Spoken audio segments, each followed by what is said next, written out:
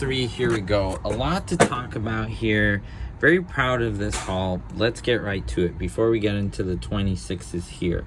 I want to get into this one.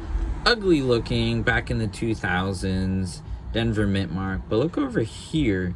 You can clearly see how the construction of quarters are. There's a top plate, there's a bottom plate, and a middle section. Essentially a coin like this is made out of 3 parts, and you can see that the top kind of wraps around the side, and when it wears out like that, then you could see these pieces. So that's kind of how a quarter is constructed.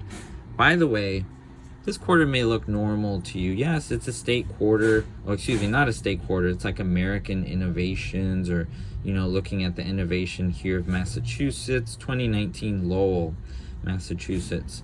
But there's something very interesting, is that little W right there, that mint mark. This coin is worth $27 in as it sits. It could be worth more depending on condition. This is very normally circulated, so it's not worth anything more than that. $27 because only 2 million W quarters 2019 were made, and so they're very limited in number. And then some of them have a privy mark right here for 2020, and so those are the ones that people want to buy. Now, speaking of privy marks, we're just continuing our search for the 26 quarter July 4th with the privy mark. Haven't found either of them yet, the valuable and the non-valuable. These are the 26s that we found. It looks like the 26 coins will be so common. These, at least, the Mayflower, this is, so let me start with over here. George Washington on the front, Revolutionary War soldier on the back. I'm just changing my lighting source a little bit. And that's how many I found. So a good amount. I'll probably be dumping them back eventually. Some people may want them in rolls. I could sell rolls, circulated rolls. This is the back of the coin, reverse.